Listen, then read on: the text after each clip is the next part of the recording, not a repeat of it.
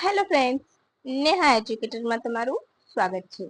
આજે હું તમારા માટે લઈને આવી છું 16 મે 2025 ના મહત્વના બનાવો જે તમારી આવનારી પરીક્ષામાં તમને ખૂબ ઉપયોગી થશે અને તમને એક માર્ક અપાવવામાં ચોક્કસ મદદરૂપ થશે. પરંતુ એ પહેલા એક રિક્વેસ્ટ, વિડીયોની શરૂઆતથી લઈને અંત સુધી જરૂરથી જોજો, જેથી કરીને તમને વિડીયોના કન્ટેન્ટ અંગે માહિતી મળે. આ વિડીયોની પીડીએફ પણ તમને હું નીચે ડિસ્ક્રિપ્શન બોક્સમાં શેર કરી દઈશ, તેની લિંક, જેથી કરીને તમારે ફરીથી વાંચવું હોય તો તમારે કોઈ ઇશ્યુ ન આવે. પરંતુ હું માનું છું કે તમે નોટ પેન લઈને તૈયાર જ બેઠા હશો, જેથી કરીને પીડીએફ ને ડાઉનલોડ કરવાનો પ્રોબ્લેમ જ ના હોય. કારણ કે ઓલવેઝ રાઇટિંગ કરો તમે એટલે તમારું દિમાગ પણ સાથે સાથે કામ કરે છે. તો સેલ્ફ નોટ પહેલા તો સૌથી બેસ્ટ હોય છે, એટલા માટે કહું છું, રાઈટ? પરંતુ તમારે પીડીએફ જોઈતી હોય તો એ પણ તમને અવેલેબલ થઈ જશે, ખરું ને ફ્રેન્ડ્સ? તો ચાલો બિલકુલ પણ ટાઈમ બગાડ્યા વગર શરૂ કરી દઈશું. અને હા, લાઈક આપવામાં કંજૂસાઈ ન કરતા, કારણ કે મારો કન્ટેન્ટ તો હું બેસ્ટ જ આપું છું. એ પણ મને ખબર છે. તમે જોશો કે લાસ્ટ બધી જ પરીક્ષામાં હું જે કરાવું છું એમાંથી કરંટ આવે જ છે. એટલે તમે એ બાબતે નિશ્ચિત થઈ જાઓ. અને બધો ડેટા હું પીઆઈબી અને જે એની ઓફિશિયલ ટ્વિટર હેન્ડલ એકાઉન્ટ હોય છે એમાંથી જ આવે છે, ખરું ને ફ્રેન્ડ્સ? તો ચાલો શરૂ કરી દઈશું. શ્વેત જનજાતિને શરણાર્થી તરીકે સ્વીકારવાની જાહેરાત કયા દેશ દ્વારા કરવામાં આવી છે? Option A America, Britain. Option B America. Option C ચીન. Option D Bharat. બોલો.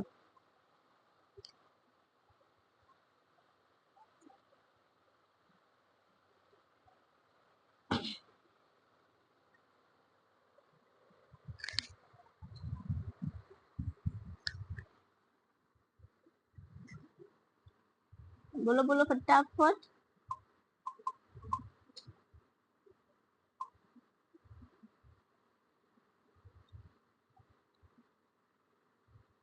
ચાલો હું કહી દઉં.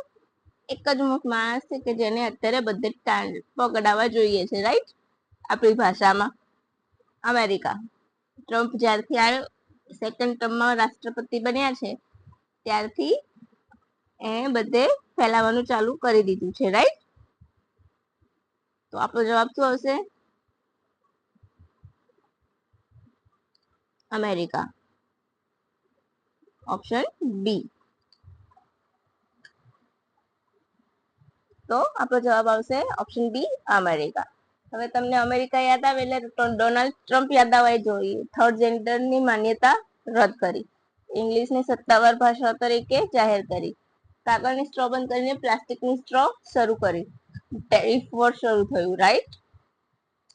પછી અત્યારે હાલ તો મધ્યસ્થતા કરવાની વાત કરી છે. અત્યારે હાલ એમણે પોતાના જ નિવેદન પરથી ફરી ગયેલા છે, એટલે એ પણ યાદ રાખવાનું કે ભારત પાકિસ્તાનની તંગ પરિસ્થિતિ વચ્ચે શાંતિ સ્થાપવાના પ્રયત્નો પણ કર્યા, ખરું ને? એ પછી યાદ આવે તો બાલ દીગલને રાષ્ટ્રીય પક્ષી જાહેર કર્યું, રાષ્ટ્ર પક્ષી, રાઈટ? એ સિવાય ઘણા બધા 43 દેશો ઉપર પ્રતિબંધ મૂક્યો, ત્યાં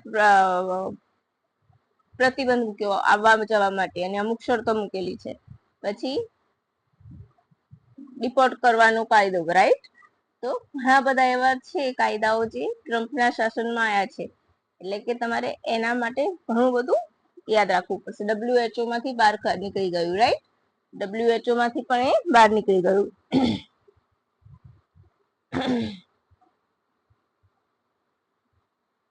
તો આ બધું તમારે યાદ રાખવું પડશે, બરાબર?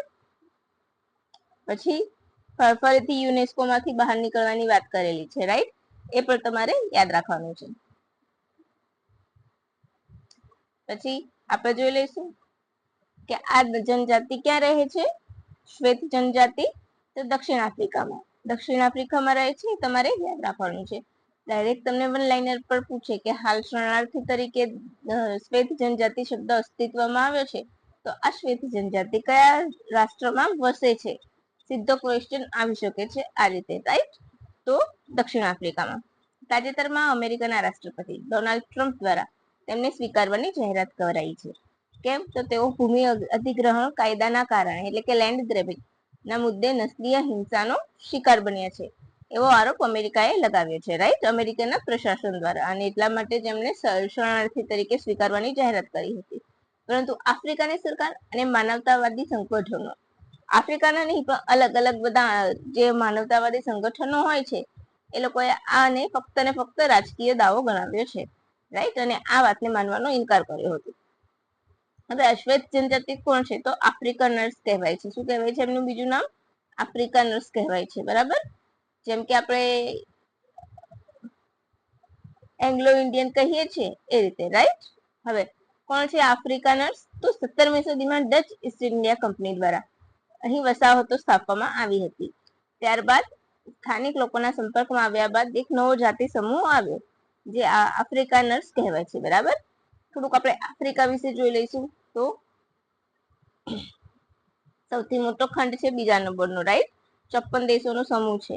ભૂમધ્યમાં ઉત્તરે ભૂમધ્ય સાગર છે, દક્ષિણમાં એન્ટાર્કટિકા છે, પશ્ચિમમાં એટલાન્ટિક છે, અને પૂર્વમાં હિન્દ મહાસાગર આવેલા છે. તો હિન્દ મહાસાગર અને આફ્રિકાનું પ્રવેશ સેન્ટર કોણ કહેવાય છે? પ્રવેશ દ્વાર તો મોરેશિયસ, એ પણ યાદ રાખજો, બરાબર છે. મોરેશિયસ દેશ ટાપુ દેશ, રાઈટ. તો ભારત માટે પૂર્વનું પ્રવેશ દ્વાર કહેવાય છે. પૂર્વનું પ્રવેશ દ્વાર યાદ રાખજો, બરાબર. પૂર્વથી જયારે જઈએ આપણે આફ્રિકામાં જવું હોય તો એનું આફ્રિકાનું પૂર્વનું પ્રવેશ દ્વાર કહેવામાં આવે છે. એ પણ તમારે યાદ રાખવાનું છે. આ સિવાય વિશ્વનું સૌથી મોટું સહારાનું રણ, સૌથી લાંબી નદી નાઇલ, વિશ્વનું બીજા નંબરનું તાજા પાણીનું સરોવર વિક્ટોરિયા લેક, એ બધા જ અહીં આવેલા છે. એ સિવાય રહી ગયું કિલીમાંજારો પર્વત, જે તાંજાનિયામાં છે, ઊંચો પર્વત, રાઈટ, એ પણ અહીં આવેલો છે. તો આટલી બધી બાબતો મેં તમને એક જ વિડીયોમાં, એક જ પ્રશ્નમાં કેટલા બધા ક્વેશ્ચન સોલ્વ કરાવી દીધા, જે વન લાઇનર તરીકે પૂછાય છે. સ્ટેટિક જીકે તરીકે પણ તમે એને લઈ શકો છો, રાઈટ. હવે આગળ વધી જઈશું. કયા દિવસને આયુર્વેદિક દિવસ તરીકે ઉજવવાની જાહેરાત કરવામાં આવી છે? આ પીઆઈબી માંથી લીધેલો છે ડેટા. મેં ફોટો પણ મૂક્યો હતો તમારા માટે પ્રૂફ તરીકે, પણ બ્લરી હતો એટલે મેં ફોટો પછી નીકાળી લીધો, રાઈટ, ડિલીટ કરી કાઢી પીડીએફ માંથી. આપણે જોઈ લઈશું તો શું આવશે? 21 ડિસેમ્બર, 21 જૂન, 21 માર્ચ કે 23 સપ્ટેમ્બર? બોલો. ચાલો જોઈ લઈશું. તો આયુર્વેદિક દિવસની ઉજવવાની જાહેરાત 23 સપ્ટેમ્બરના રોજ કરવામાં આવી કે હવેથી દર વર્ષે 23 સપ્ટેમ્બર થી ઉજવવામાં આવશે. કયો દિવસ? તો વિશ્વ આયુર્વેદિક દિવસ. હવે 23 સપ્ટેમ્બર કેમ? તો આ દિવસે દિવસ અને રાત સરખા હોય છે, ઇક્વેટરનો રેસ, યાદ છે ને? આપણે શરદ સંપાત ને વસંત સંપાત જે કહીએ છીએ એ પ્રમાણે. તો આ દિવસે દિવસ અને રાત સરખા હોવાથી આ દિવસની પસંદગી કરવામાં આવી છે. જનરલી પહેલા ક્યારે ઉજવવામાં આવતો હતો? તો પહેલા ધનતેરસના દિવસે ઉજવવામાં આવતો હતો, જે અલગ અલગ દિવસે પડતો હતો. તો એ અનિવાર્યતા પણ નીકળી જાય અને દર વર્ષે એક જ દિવસે ઉજવવામાં આવે, એ હેતુથી આ દિવસને પસંદ કરવામાં આવ્યો છે. હવે 21 ડિસેમ્બર તો વિશ્વ ધ્યાન દિવસ, 21 જૂન તો વિશ્વ યોગ દિવસ, અને 21 માર્ચ કયો? તો હિમનદી દિવસ, રાઈટ. આ પહેલી વખત જ છે એટલા માટે, રાઈટ. આટલા દિવસો તમારે મેં ક્લિયર કરાવી દીધા, રાઈટ. હવે ડાયરેક્ટ તમે જોડકાના ફોર્મમાં પણ પૂછી શકે છે દિવસો, રાઈટ. પેપર સેટર ઉપર જાય છે બધું. હવે નેક્સ્ટ ક્વેશ્ચન તરફ આપણે આગળ વધી જઈશું. બહુ જ ઇમ્પોર્ટન્ટ પ્રશ્ન છે સાયન્સ ને ટેકનોલોજી, રાઈટ, એના ટોપિકમાં. ભારતનું પ્રથમ 3nm એટલે કે નેનોમીટર, રાઈટ, nm એટલે નેનોમીટર ચિપ ડિઝાઇન સેન્ટરનું ઉદ્ઘાટન ક્યાં કરવામાં આવ્યું? Option A Noida, Bengaluru. Option B Bengaluru, Gujarat. Option C Noida, Gujarat. Option C Madhya Pradesh, Sikkim. બોલો. 2 મિનિટમાં હું તમને મારો આન્સર કહીશ, તમે જસ્ટ ઇમેજિન કરી લો આન્સર, રાઈટ.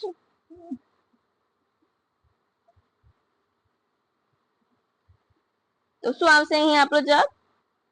અહીં આપણો જવાબ આવશે નોઈડા અને બેંગલુરુમાં, રાઈટ. શું આવશે? નોઈડા અને બેંગલુરુમાં હાલમાં જ ઉદ્ઘાટન કરવામાં આવ્યું છે, રાઈટ. તો ચાલો આપણે આગળ વધી જઈશું. કોણે ઉદ્ઘાટન કર્યું? તો આઈટી મંત્રી અશ્વિની વૈષ્ણવે. દેશભરમાં ટેલેન્ટને જોડીને મજબૂત સેમિકન્ડક્ટર સિસ્ટમ ઊભું કરવા માટે આ એક મહત્વનું પગલું ગણવામાં આવે છે. આ એક નાનકડું ઇલેક્ટ્રોનિક ડિવાઇસ છે જે ઇલેક્ટ્રિક સર્કિટમાં બેઝિક બિલ્ડિંગ બ્લોકના રૂપમાં કાર્ય કરશે. સેમિકન્ડક્ટર ચિપમાં મૂળ ઘટકના નાના ટ્રાન્ઝિસ્ટર નિર્મિત સિલિકોન વેફર છે, જે કોમ્યુનિકેશન નિર્દેશો મુજબ વિદ્યુત પ્રવાહને નિયંત્રિત કરશે. બરાબર છે, આટલું તમારે આની અંદર ઇનફ છે. બરાબર છે, આ પ્રથમ વખત જ એવું છે ભારતમાં, રાઈટ, કે એનો પ્રયાસ કરવામાં આવ્યો છે. આ સિવાય પાર્ટ છે એને હજુ બી ટ્રાય કરીને નીચે વધારે લઈ જશે, રાઈટ. ચાલો હવે આગળ વધીશું. અને આ ઇમ્પોર્ટન્ટ, બહુ જ ઇમ્પોર્ટન્ટ ક્વેશ્ચન છે, એટલે તમારે યાદ રાખવાનો છે, રાઈટ. એમ સમજી લો, most IMP 5 star question, right. 5 star question સમજી લો તમે આને. હવે આગળ વધી જઈએ. કયા દેશ દ્વારા ઈ પાસપોર્ટની સુવિધા શરૂ કરવામાં આવી છે? તેની સુવિધા ઈ પાસપોર્ટની કયા દેશ દ્વારા ઈ પાસપોર્ટની સુવિધા શરૂ કરવામાં આવી છે? બોલો. આપણે ખબર છે અગાઉ 5 થી 7 નેનોમીટર ના બનાવેલા છે ચિપ, બરાબર છે. 5 થી 7 એનએમ ના એટલે કે નેનોમીટર ના બનાવેલા છે. તો તમારે એ પણ યાદ રાખવાનું છે. અને સેમિકન્ડક્ટર નું આપણે અહીંયા અમદાવાદમાં પ્લાન્ટ છે, ક્યાં છે એ તમારે મને કોમેન્ટ કરવાનું છે, રાઈટ. બોલો, ચલો આ પ્રશ્નનો જવાબ આપો. ઈ પાસપોર્ટ કયા દેશમાં તૈયાર થયો છે તાજેતરમાં જ? Bhutan, B Nepal, C Thailand, D Bharat. બોલો. અને આ સેમિકન્ડક્ટર રેનેસાસ ઇલેક્ટ્રોનિક બનાવશે, રાઈટ, એ પણ યાદ રાખી લેજો. તો અહીં આપણો જવાબ આવશે ઈ પાસપોર્ટની સુવિધા હાલમાં ભારત દેશે શરૂ કરી છે. આ પાસપોર્ટ સેવા પ્રોગ્રામ 2.0 હેઠળ 1 એપ્રિલ 2024માં શરૂ કરવામાં આવ્યું હતું, બરાબર છે. વર્તમાનમાં નાગપુર, ભુવનેશ્વર, જમ્મુ કાશ્મીર, ગોવા, શિમલા, રાયપુર, અમૃતસર, જયપુર, ચેન્નઈ, હૈદરાબાદ, સુરત અને રાંચીના પાસપોર્ટને આ હેઠળ સુસજ્જ કરાયા છે ઈ પાસપોર્ટ માટે, રાઈટ. હવે ઈ પાસપોર્ટને બાયોમેટ્રિક પાસપોર્ટ પણ કહેવામાં આવે છે. કદાચ તમને ઈ પાસપોર્ટના મતલબ બાયોમેટ્રિક પાસપોર્ટ પૂછી લે તો પણ એનો મતલબ એ જ થશે, બરાબર. જેમાં RFID એટલે કે radio biometric frequency identification chip લગાવેલી છે, રાઈટ. જેનાથી તે અલગ પડશે, રાઈટ. રેગ્યુલર જે આપણો પાસપોર્ટ આવે છે હાર્ડ, એ એનાથી આ અલગ પડશે, બરાબર છે. તો શું લગાવેલું છે એના માટે? RFID. તો એનું ફૂલ ફોર્મ યાદ રાખજો. કોન્સ્ટેબલની પરીક્ષામાં તમારે RFID પૂછી શકે છે. તો radio biometric frequency identification chip, right. Clear થઈ ગયું?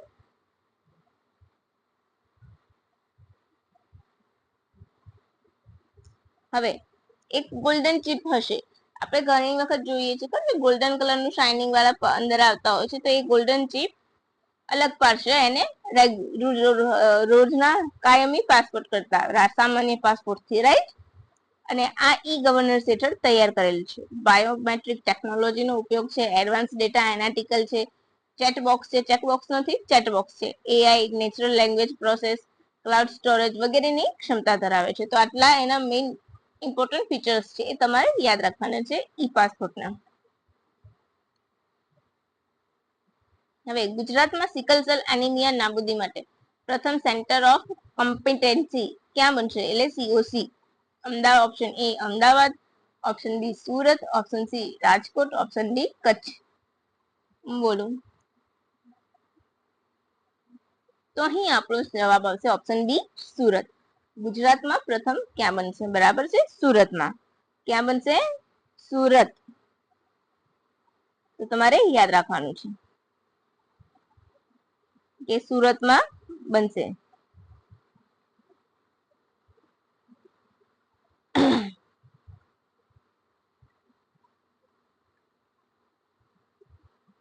એક જ મિનિટ હો ફ્રેન્ડ્સ, હું પાણી પી લઉં.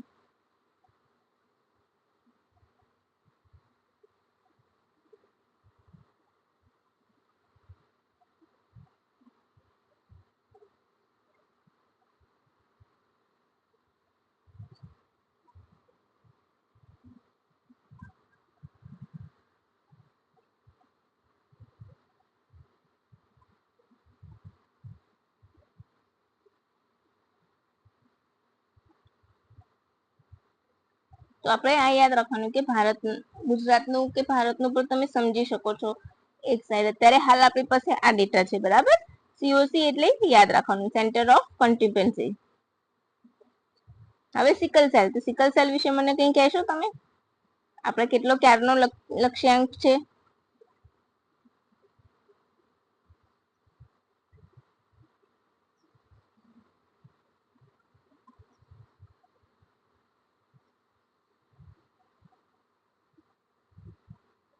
બોલો બોલો, આપણે લક્ષ્યાંક ક્યારે આપેલો છે?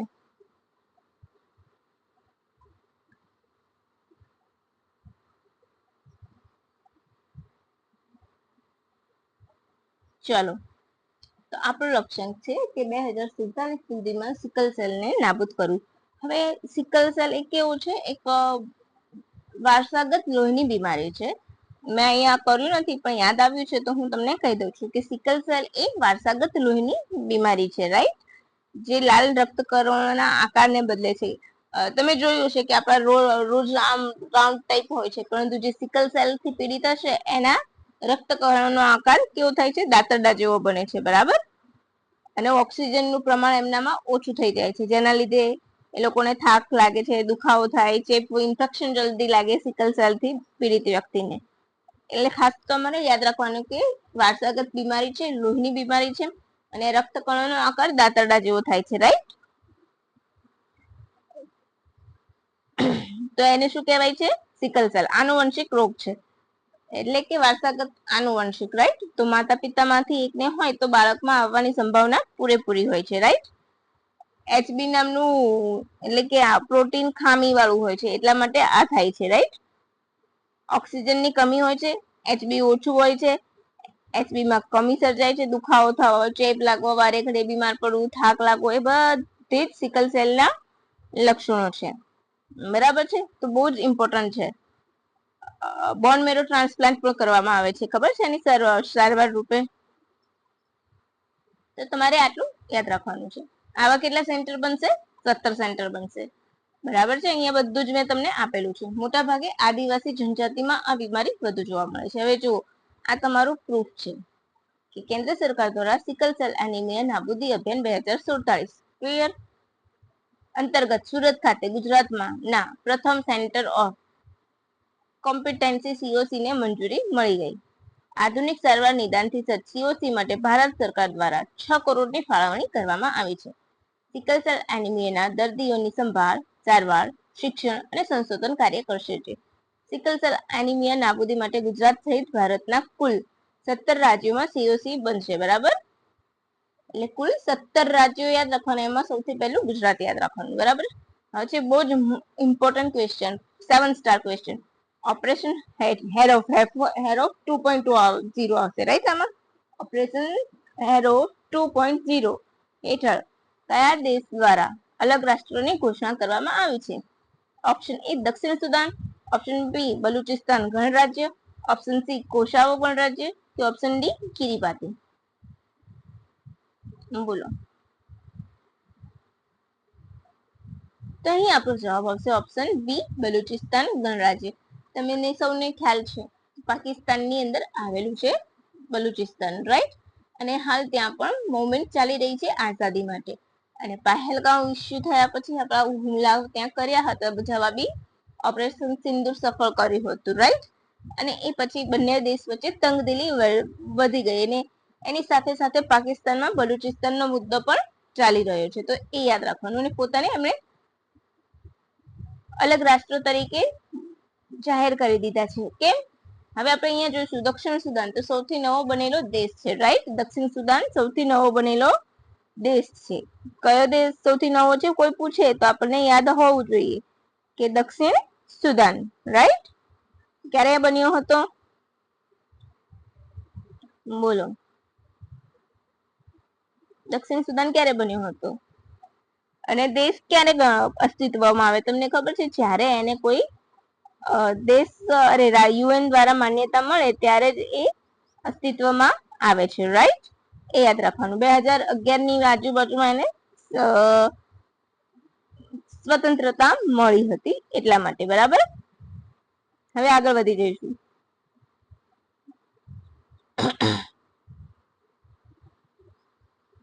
અને આફ્રિકાનો તમે 55મો દેશ ગણી શકો છો એને, બરાબર, 54 ની અંદર, અને 193મો સભ્ય છે.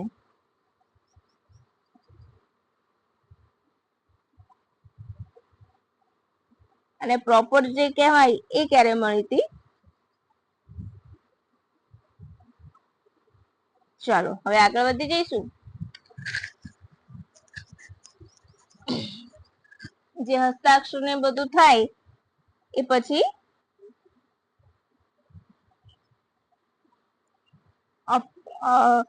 દક્ષિણ સુદાનને માન્યતા મળી ગઈ હતી. બરાબર, હવે આપણે આગળ વધીશું.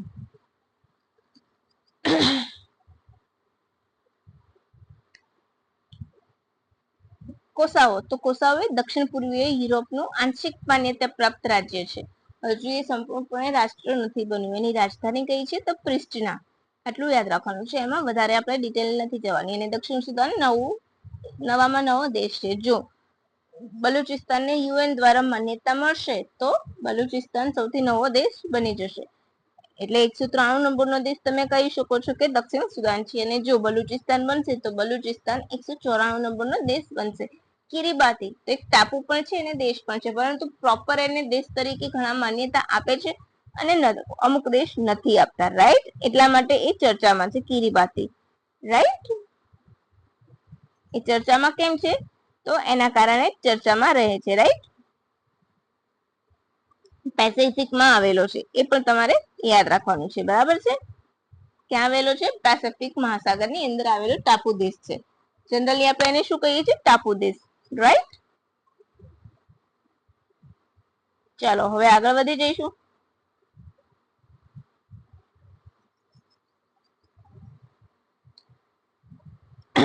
હવે આપણે બલુચિસ્તાનનું જોઈશું કે હાલમાં ઓપરેશન હેરોફ 2.0 હેઠળ બલોચ રાષ્ટ્રવાદની નેતાઓએ પોતાને પાકિસ્તાનથી સ્વતંત્ર થયાની ઘોષણા કરી અને બલુચિસ્તાન ગણરાજ્ય ગઠનની જાહેરાત કરી દીધી છે.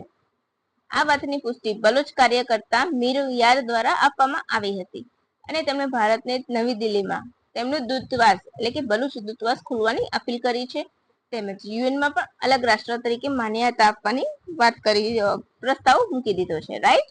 હવે આ ઓપરેશન હેઠળ એટલે કે ઓપરેશન હેરોફ 2.0 હેઠળ 58 સ્થળોએ અલગ અલગ હુમલા કરવામાં આવ્યા હતા, રાઈટ?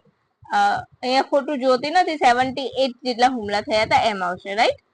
જેમાં પાકિસ્તાની સૈન્ય ચોકી, સુરક્ષા એજન્સીઓ, રાજનૈતિક જગ્યાઓને ટાર્ગેટ કરવામાં આવી હતી, બરાબર છે? હવે આપણે જોઈશું કે કેમાં બલુચિસ્તાનની માંગ ઉઠે છે. તો 1948માં પાકિસ્તાનમાં એને જબરજસ્તીથી વિલય કરાયો હતો. પછી 1973 થતા સુધીમાં એનો ત્યાંની પ્રાંતીય સરકાર ભંગ કરી દીધી હતી. પાકિસ્તાની સરકારે પ્રાંતીય સરકારને ભંગ કરીને, જેના કારણે એ લોકોમાં રોષ વધ્યો અને ધીરે ધીરે તેઓ હાંસિયામાં ધકેલાતા ગયા, રાઈટ? અને બલુચિસ્તાન કુદરતી ધકેલાતા ગયા એટલે એમનામાં અસંતોષ વધ્યો, એમનું પ્રતિનિધિત્વ ઘટતું ગયું, એટલે એમનામાં અસંતોષ પણ વધતો ગયો, કારણ કે એમના તરફ ધ્યાન પણ ઓછું થવા લાગ્યું, રાઈટ? હવે બલુચિસ્તાનમાં છે ને કુદરતી સંસાધનો બહુ બધા છે, એનો ખજાનો ધરાવે છે, છતાં પણ અહીંયા ગરીબી વધુ જોવા મળે છે, બરાબર છે? એટલા માટે બલુચ રાષ્ટ્રવાદીઓએ ચીનના નિવેશ યોજનાઓ CPEC ગલિયારા યાદ છે ને, ચીન પાકિસ્તાન ઇકોનોમિક કોરિડોર પૂરું નામ છે, ચીન પાકિસ્તાન ઇકોનોમિક કોરિડોર, અને ગ્વાદર પોર્ટનો લાભ ફક્ત પાકિસ્તાનના જે આગળ પડતા લોકો છે એને જ મળ્યો છે અને એ લોકો વધારે હાંસિયામાં ધકેલાતા ગયા, જેના કારણે એમનો અસંતોષ વધારે ને વધારે ગાઢ થતો ગયો અને આ મુવમેન્ટ ઉભી થઈ, રાઈટ? બલુચિસ્તાનની તમને યાદ હશે કે હમણાં જ જાફર એક્સપ્રેસ પર પણ હુમલો કર્યો હતો, એ પણ બલુચ આર્મી દ્વારા જ કરવામાં આવ્યો હતો, રાઈટ? હવે બલુચિસ્તાન ક્યાંની સરહદો કોની સાથે છે? તો અફઘાનિસ્તાન, ઈરાન, પાકિસ્તાનના પંજાબ પ્રાંત સાથે છે. એ સિવાય અરબ સાગર સાથે પણ સરહદ ધરાવે છે. આ પ્રાંતના પાકિસ્તાનના દક્ષિણ પશ્ચિમ ભાગમાં આવેલો છે અને કુદરતી સંસાધનો ભરપૂર માત્રામાં છે, બરાબર છે? એટલા માટે અને હવે એમણે પોતાને પાકિસ્તાનથી જાહેર કરી દીધા છે. તો તમારો ક્વેશ્ચન પણ આવી ગયો. હવે થોડુંક ઇમ્પોર્ટન્ટ પોઈન્ટ જોઈ લઈશું. 15મી મે ઇન્ટરનેશનલ ફેમિલી ડે 1994માં પ્રથમ વખત ઉજવાયો હતો. આ વર્ષની theme family oriented policy for a sustainable development towards the second world summit for development. તો બસ ફ્રેન્ડ્સ, કેવું લાગ્યું? મજા આવી ને મારા કરંટ અફેર્સમાં? ખરેખર તમને મજા આવી હોય ને તો એક લાઈક જરૂરથી કરજો અને કમેન્ટ કરજો કે હા, કે તમને મારું કામ ગમે છે, તો મને પણ મજા આવશે, રાઈટ ને ફ્રેન્ડ્સ? તો પ્લીઝ ફ્રેન્ડ્સ, જોવાનું બિલકુલ પણ ચૂકતા નહીં. આવા જ કરંટ અફેરની માહિતી જોઈતી હોય ને તો મારી સાથે તમારે જોડાયેલા રહેવું પડશે, અને એના માટે તમારે એક બેલ આઇકોન દબાવવું પડશે, રાઈટ? તો બેલ આઇકોન દબાવશો તો મારા આવનારા બધા જ વિડીયોની માહિતી તમને ફટાફટ મળતી રહેશે. તો બસ ફ્રેન્ડ્સ, આજે આપણે આટલા જ રાખીશું. પછી ફરીથી આપણે કાલે મળીશું ટોપ 5 કરંટ અફેર્સ સાથે, રાઈટ? કરંટ વિથ નેહા સાથે. તો બસ તમે જોડાયેલા જ રહેજો, જેથી કરીને તમારી આવનારી તલાટીની પરીક્ષા ફટાફટ ક્લિયર થઈ જશે. So bye friends, and thank you for watching my video. Have a good day.